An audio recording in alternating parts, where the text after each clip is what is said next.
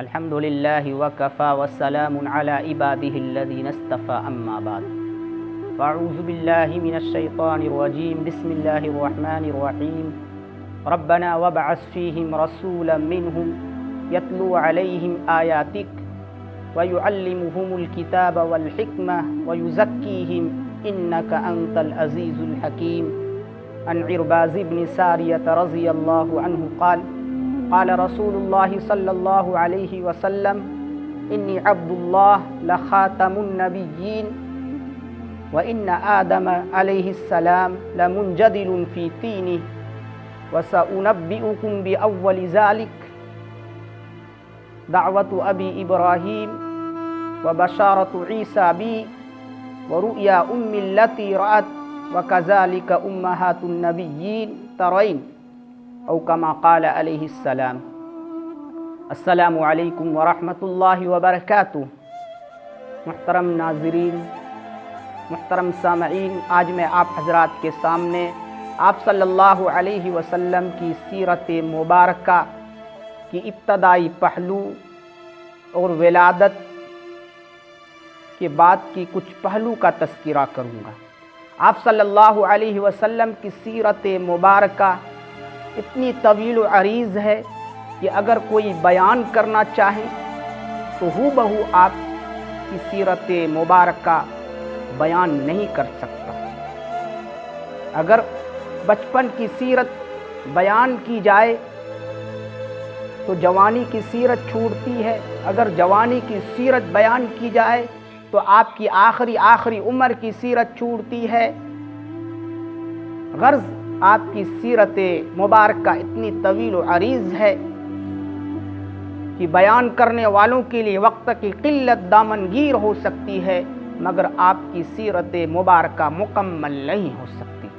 اسی کو کسی اردو شاعر نے کیا ہی خوب کہا ہے: قلم میرا قاصر زباں میری عاجز، قلم میرا قاصر زباں میری عاجز، محمد کی عظمت بتاؤں میں کیسے، ہے محبوب رب امام الرسل وہ فضائل مکمل سناؤں میں کیسے. اسی کو شاعر رسول حضرت حسان بن ثابت رضی اللہ عنہ نے اپنے شعر کے اندر مجبوری کو بیان فرمایا ہے: ما ان مدحت محمدا بمقالتی، ما ان مدحت محمدا بمقالتی ولكن مدحت مقالتی بمحمد. میرے اندر وہ طاقت نہیں کہ میں اپنے اشعار کے ذریعے سے مدحت رسول کا حق ادا کروں، ہاں میں نے ذکر رسول سے اپنے اشعار کی ضرور مدح سرائی کی. تو آپ صلی اللہ علیہ وسلم کی سیرت اتنے طویل و عریض ہے. آج میں آپ حضرات کے سامنے ولادت سے پہلے کے کچھ پہلو اور بعد کے کچھ پہلو کا تذکرہ کروں گا. آپ صلی اللہ علیہ وسلم کی بے شمار برکات ہیں آمد کی جو دیکھنے کو ملی ہے، اس کا تذکرہ کروں گا. آپ صلی اللہ علیہ وسلم حضرت ابراہیم علیہ السلام کی دعا کا مظہر ہے. حضرت ابراہیم علیہ السلام نے اپنی دور نبوت میں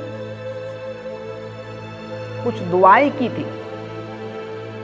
حضرت ابراہیم علیہ السلام جب اسماعیل علیہ السلام کے ساتھ خانہ کعبہ کی تعمیر فرما رہے تھے اس وقت دعا کی تھی. اس کا تذکرہ اللہ رب العزت نے سورہ بقرہ پارہ 1 کے اندر فرمایا ہے. آیت نمبر 127 سے لے کر 129 تک اس کا تذکرہ فرمایا ہے. وَإِذْ يَرْفَعُ إِبْرَاهِيمُ الْقَوَاعِدَ مِنَ الْبَيْتِ وَإِسْمَاعِيلُ رَبَّنَا تَقَبَّلْ مِنَّا إِنَّكَ أَنْتَ السَّمِيعُ الْعَلِيمُ. یاد کرو اس وقت کو جب کہ ابراہیم اور اسماعیل خانہ کعبہ کی تعمیر فرما رہے تھے اور ابراہیم علیہ السلام نے دعا کی: ربنا تقبل منا، اے ہمارے رب ہماری دعاؤں کو قبول فرمائیے. پہلی دعا یہ کی: ربنا وجعلنا مسلمین لک، اے ہمارے رب ہمیں فرما بردار بنائیے. ومن ذریتنا امتا مسلمتا لک، اور ہماری اولاد میں سے ایک جماعت کو فرما بردار بنائیے اور انہی میں کا ایک رسول مبعوث فرمائیے. ربنا وبعث فیہم رسولا منہم یتلو علیہم آیاتک، اے ہمارے رب آپ ان کے اندر انہی میں کا ایک رسول مبعوث فرمائیے اور جن کا مقصد فلاں فلاں. یتلو علیہم آیاتک، وہ ان کے سامنے آپ کی آیتوں کو پڑھ کر سنائیں. آپ کی کتاب کی آیتوں کو ان کے سامنے پڑھ کر سنائیں۔ وَيُعَلِّمُهُمُ الْكِتَابَ وَالْحِكْمَةَ، اور کتاب و حکمت کی تعلیم کریں، اس کتاب کے معنی اور مفہوم کو بتلائیں۔ وَيُزَكِّيهِمْ، اور ان کا تزکیہ کرے۔ کہ ابراہیم علیہ السلام نے یہ دعا کی۔ ابراہیم علیہ السلام کی اس دعا کا مظہر قرآن کریم میں 3 مقامات کو بنائے۔ اللہ رب العزت نے ابراہیم علیہ السلام کی دعا کو قبول فرمایا، آپ صلی اللہ علیہ وسلم کو مبعوث فرما کر۔ اللہ رب العزت نے اس دعا کا مظہر 3 مقامات کو بنایا۔ پہلی جگہ سورہ بقرہ پارہ 2 آیت نمبر 151 کے اندر اللہ رب العزت کا ارشاد ہے، کما ارسلنا فیکم رسولا منکم یتلو علیکم آیاتنا ویزکیکم ویعلمکم الکتاب والحکمہ ویعلمکم ما لم تکونوا تعلمون۔ دوسری جگہ سورہ آل عمران پارہ 4 آیت نمبر 164 کے اندر اللہ رب العزت نے اس کا تذکرہ فرمایا۔ دعا کو قبول فرما کر آپ صلی اللہ علیہ وسلم کو مبعوث فرما کر اللہ رب العزت نے اس کا تذکرہ فرمایا، لقد من اللہ علی المؤمنین اذ بعث فیہم رسولا من انفسہم یتلو علیہم آیاتہ ویزکیہم ویعلمہم الکتاب والحکمہ وإن كانوا من قبل لفی ضلال مبین۔ اور تیسری جگہ سورہ جمعہ پارہ 28 آیت نمبر 2 کے اندر اللہ رب العزت نے اس کا تذکرہ فرمایا، هو الذی بعث فی الامیین رسولا منہم یتلو علیہم آیاتہ ویزکیہم ویعلمہم الکتاب والحکمہ وإن كانوا من قبل لفی ضلال مبین۔ تو ابراہیم علیہ السلام کی اس دعا کا مظہر اللہ تعالیٰ نے قرآن کریم میں 3 مقامات کو بنایا۔ ابراہیم علیہ السلام نے آپ صلی اللہ علیہ وسلم کی بعثت کے متعلق جن جن مقاصد کے لیے ابراہیم علیہ السلام نے دعا کی، انہی مقصد کے تحت آپ صلی اللہ علیہ وسلم کو مبعوث فرمایا۔ 3 مقصد کے لیے ابراہیم علیہ السلام نے دعا کی۔ اس سے یہ بات واضح ہوتی ہے کہ اللہ رب العزت رسولوں کو انہی 3 مقاصد کے لیے مبعوث فرماتے ہیں۔ پہلا مقصد وہ اللہ کی کتاب اور کتاب کی آیتوں کو قوم کے سامنے پڑھ کر سنائیں، قوم کو اللہ کی کتاب اور کتاب کی آیتوں کو پڑھ کر سنائیں۔ اس سے یہ بات واضح ہوتی ہے کہ دنیا کے اندر قرآن کے علاوہ لاکھوں کروڑوں کتابیں ہیں، جس کے صرف الفاظ پڑھنے سے کوئی مقصد حاصل نہیں ہو سکتا، کوئی فائدہ حاصل نہیں ہو سکتا۔ فائدہ اسی وقت حاصل ہو سکتا ہے جبکہ اس کے معنی اور مفاہیم کو بھی سمجھے، بغیر سمجھے کوئی فائدہ نہیں حاصل ہو سکتا۔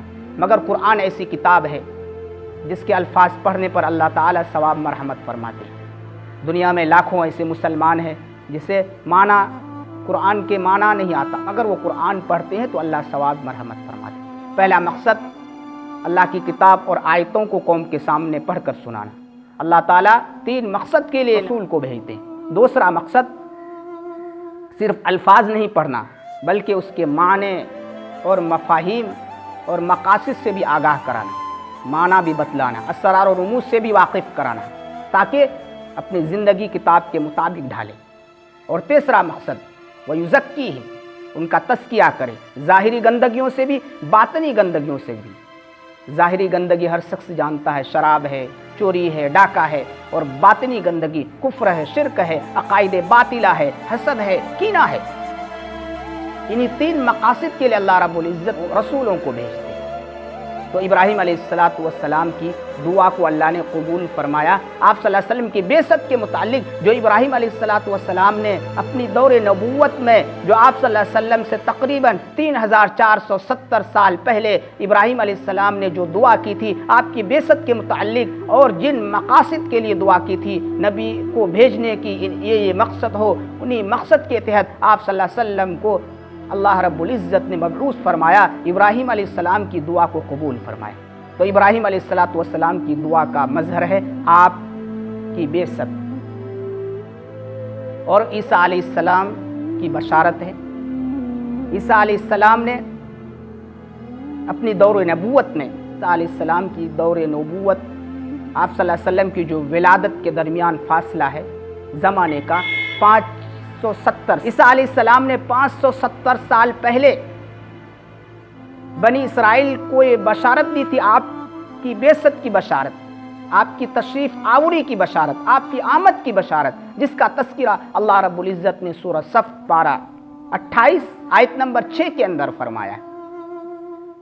وَإِذْ قَالَ عِيسَى ابْنُ مَرْيَمَ يَا بَنِي إِسْرَائِيلَ إِنِّي رَسُولُ اللَّهِ إِلَيْكُمْ مُصَدِّقًا لِمَا بَيْنَ يَدَيَّ مِنَ التَّوْرَاةِ۔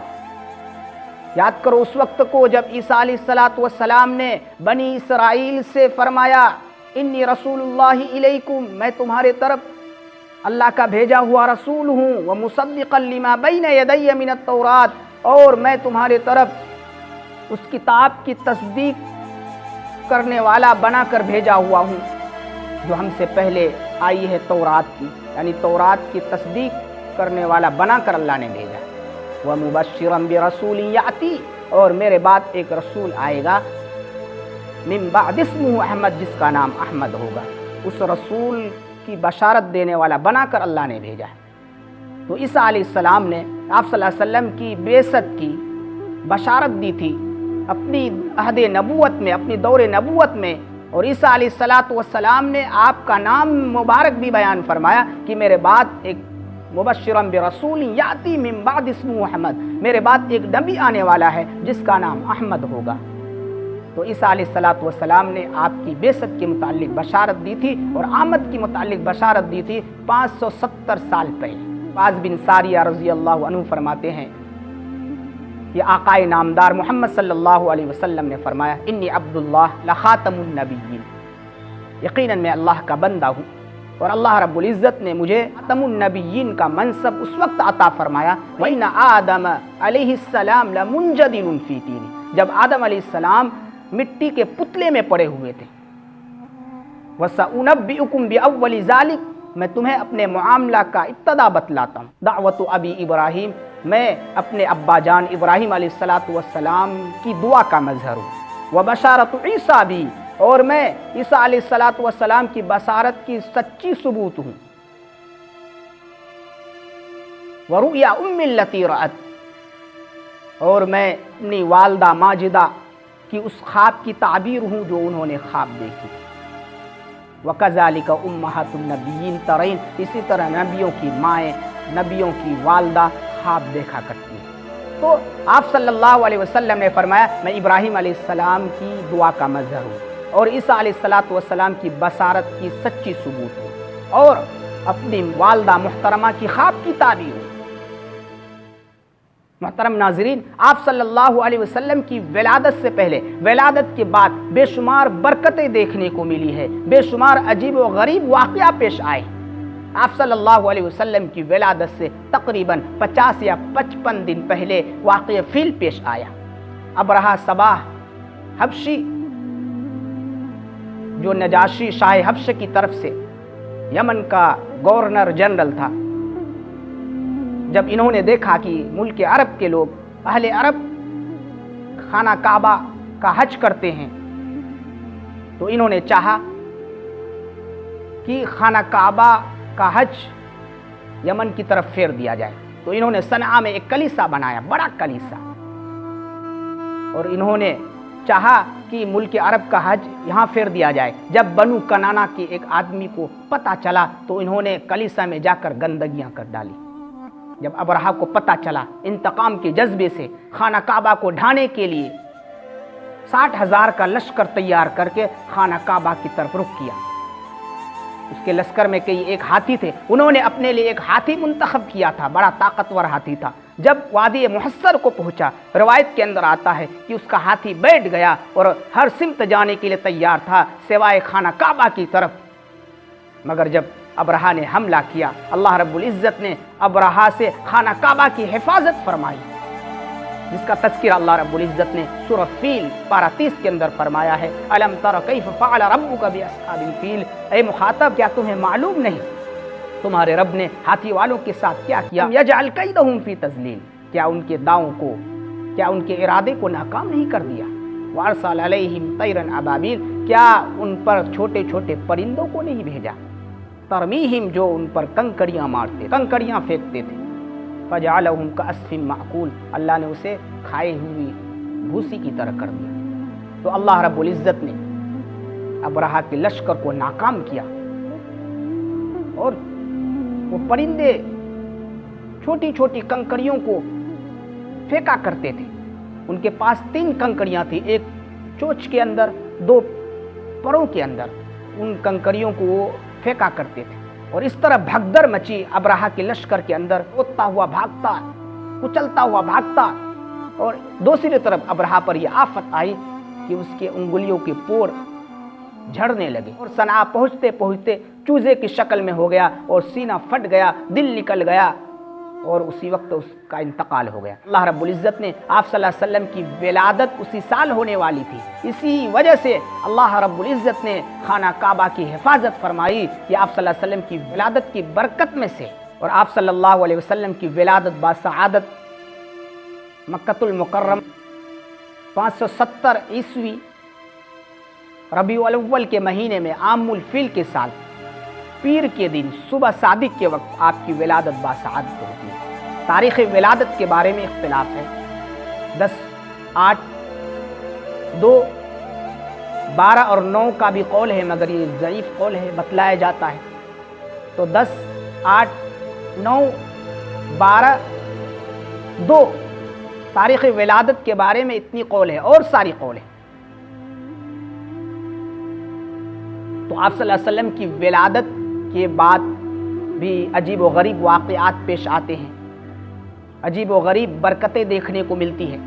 آپ صلی اللہ علیہ وسلم کی جب ولادت ہوتی ہے، آپ صلی اللہ علیہ وسلم کی والدہ محترمہ حضرت آمنہ آپ کے جسد اطہر سے ایک نور کی کرن اور چمک دیکھتی ہے جو ملک شام تک جاتی ہے مکہ سے، اور ملک شام کے محلوں کو روشن کر دیتی ہے. حضرت ارباز بن ساریہ رضی اللہ عنہ کی روایت ہے، مسند احمد کی روایت. آپ صلی اللہ علیہ وسلم نے فرمایا انی عبداللہ وخاتم النبیین الی قولہ ان ام رسول اللہ صلی اللہ علیہ وسلم رأت حین وضعته نورا اضاءت منہ قصور السماء. حضرت ارباز بن ساریہ رضی اللہ عنہ فرماتے ہیں کہ آپ صلی اللہ علیہ وسلم نے فرمایا میں اللہ کا بندہ ہوں، اللہ رب العزت نے مجھے خاتم النبیین کا منصب عطا فرمایا. اور آخر میں آپ صلی اللہ علیہ وسلم نے فرمایا ام رسول اللہ صلی اللہ علیہ وسلم رأت، رسول اللہ صلی اللہ علیہ وسلم کی والدہ محترمہ جس وقت آپ صلی اللہ علیہ وسلم کی ولادت ہو رہی تھی، ایک نور دیکھی، آپ کی جسم اطہر سے ایک روشنی نکلتی ہے جو مکہ سے ملک شام تک جاتی ہے اور ملک شام کے محلوں کو روشن کر دیتی ہے. اور جس وقت آپ صلی اللہ علیہ وسلم کی ولادت ہوتی ہے، کسریٰ کے محل میں زلزلہ آتا ہے، عجیب و غریب منظر. آپ صلی اللہ علیہ وسلم کی ولادت کے سال کسریٰ کی حکومت کی 40ویں سال مکمل ہو چکی ہے. کسریٰ کا بادشاہ نوشیروان بڑا عادل ترین بادشاہ میں سے تھا، دنیا کے تمام بادشاہوں میں سے عادل ترین بادشاہ ہے. آپ صلی اللہ علیہ وسلم کی ولادت کے بعد 7 سال 8 ماہ کسریٰ کی حکومت کا دور رہتا ہے. جس وقت آپ صلی اللہ علیہ وسلم کی ولادت ہوتی ہے، عین اسی وقت کسریٰ کے محل میں ایک زلزلہ آتا ہے جس کے 14 کنگورے اور برجوں میں سے ٹوٹ کر گر پڑتے ہیں. سیرت کی کتابوں میں الفاظ کے ساتھ نقل کیا گیا ہے وَمِنْ عَجَائِبِ وِلَادَتِهِ مَا رُوِيَ مِنْ ارتجاس ایوان کسریٰ وسقوط 14 شرفة من شرفاته. آپ صلی اللہ علیہ وسلم کی ولادت کی عجیب و غریب واقعہ میں سے ایک واقعہ یہ نقل کیا جاتا ہے کہ من ارتجاس ایوان کسریٰ، ایوان کسریٰ میں ایک زلزلہ آیا اور اس کے کنگوروں اور برجوں میں سے 14 برج گر پڑے. یہ اس بات کی علامت تھی آپ صلی اللہ علیہ وسلم کی بعثت پوری دنیا والوں کے لیے ہدایت ہے. اب حق آ گیا، باطل کا زوال ہونے والا ہے، باطل کا خاتمہ ہونے والا ہے. محترم سامعین، اسی طرح آپ صلی اللہ علیہ وسلم کی پیدائش ہوتی ہے، ولادت ہوتی ہے، عین اسی وقت فارس کے آتش کدہ کی آگ بجھ جاتی ہے جو آگ صدیوں سے جل رہی ہوتی ہے، جس آگ کی وہ لوگ پوجا کرتے ہیں. جس وقت آپ کی ولادت ہوتی ہے جو آگ صدیوں سے جل رہی ہے، آتش کدہ، فارس کے آتش کدہ کی آگ عین اسی وقت بجھ جاتی ہے. محترم سامعین، رضاعت کے دوران حضرت حلیمہ رضی اللہ عنہا نبی اکرم صلی اللہ علیہ وسلم کی برکت کے ایسے ایسے مناظر دیکھتی ہے کہ حیران رہ جاتی ہے. آپ ان برکات کو انہی کی زبانی سنیے. عرب شہری کا ये रस्म व रिवाज था, अरब के बाशिंदों का ये दस्तूर था कि शहरी औरतें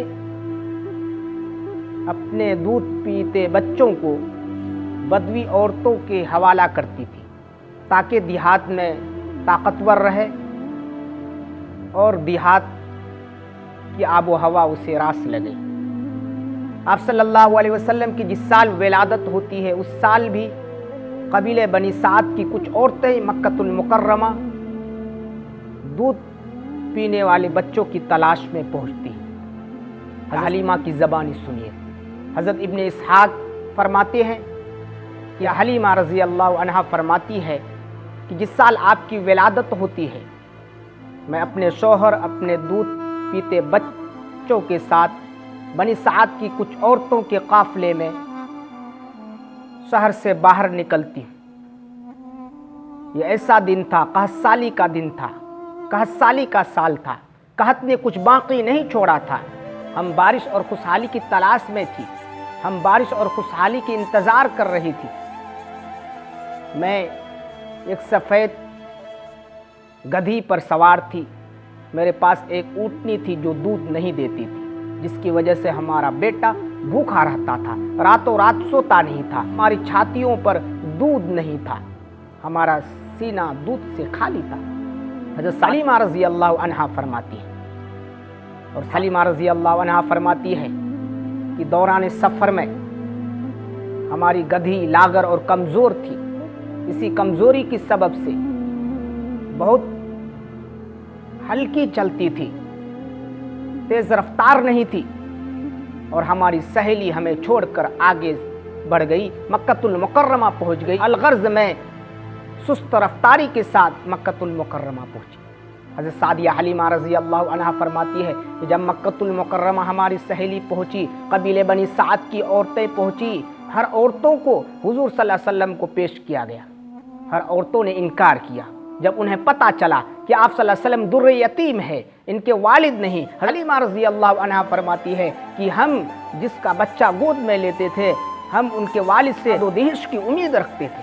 जब पता चलता आप दुर्र यतीम है, आपकी बेवा माँ क्या दाद दे सकती है, आपके ख़ानदान क्या दाद दे सकते हैं, हुज़ूर सल्लल्लाहु अलैहि वसल्लम को हर औरतों को पेश किया गया। हर औरतों ने इनकार किया और हमारी तमाम सहेलियों को बच्चा मिल गया था, सिवाय मेरे, मुझे बच्चा नहीं मिला था, मैं खाली था, मुझे कोई बच्चा नहीं मिला था।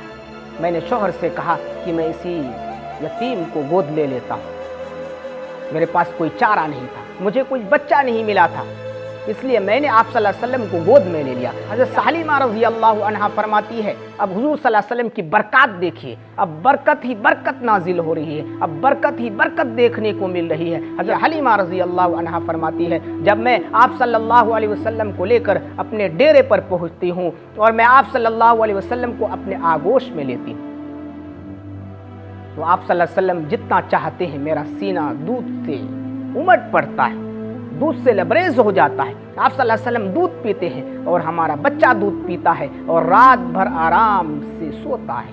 इससे पहले मेरा बच्चा कभी नहीं सोया था, उसे दूध कभी भरपेट नहीं मिला था। उसके बाद फरमाती है हमारे शौहर ऊँटनी दूहने जाते हैं, ऊँटनी का थन दूध से लबरेज है,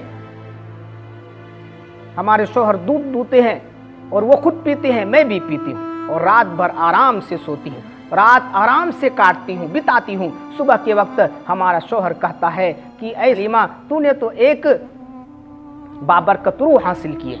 मैं कहती हूँ कि अल्लाह से इसी का तवक्को है। उसके बाद हलीमा रज़ी अल्लाह अन्हा फरमाती है कि हमारा काफ़िला रवाना होता है, मैं उस खस्ता हाल गधी पर सवार होती हूँ, हुज़ूर अकरम सल्लल्लाहु अलैहि वसल्लम मेरे साथ है, और जब मेरा काफ़िला चलता है वही सुस्त रफ्तार गधी जो कमज़ोर थी, लागर थी, आप सल्लल्लाहु अलैहि वसल्लम की बरकत की वजह से वो गधी इतनी तेज़ चलती है कि अपने सारे गधों को पीछे छोड़ जाती है। हज़रत हलीमा की सहेली कहती है अबू ज़ुबैर की बेटी क्या हाल है, अरे वही गधी है। मैं कहती हूँ वही गधी है। सहेली कहती है यकीनन कोई अजीब मामला है। हलीमा रज़ी अल्लाह अन्हा फरमाती यही नहीं, जब मैं अपने इलाके में पहुँचती हूँ, जब मैं कबीले बनी साद में पहुँचती हूँ, अपने घराने में, ہمارا علاقہ پورا قحط سالی میں مبتلا تھا، پورا علاقہ قحط زدہ تھا۔ ہماری کچھ بکریاں تھیں جو دودھ نہیں دیتی تھی، کبھی ان کا پیٹ نہیں بھرتا تھا۔